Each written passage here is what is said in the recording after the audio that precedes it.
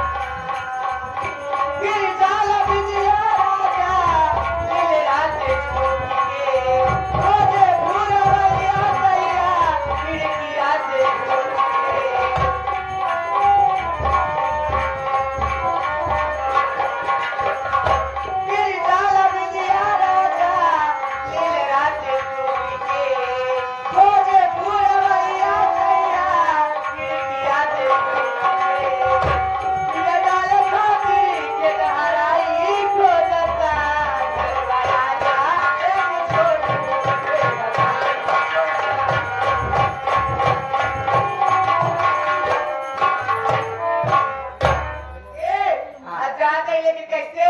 कब जाबू ना जा भैया ये फांसी लगा नींबू जाबू जरा वहाँ हम करंट पकड़ ले 11,000 वाला हाँ हाँ हाँ 11,000 वाला पकड़ के झूल जाबी मत जा 11,000 यहाँ नहीं है, यहाँ रेगुलेटर वाला है। जौले और तौले पकड़ ले ए हाँ। जान करे जा लेकिन कैसे कैसे जाती है वो? अरे मछली के जैसे टाइम के जवानी दरबार में राज करता है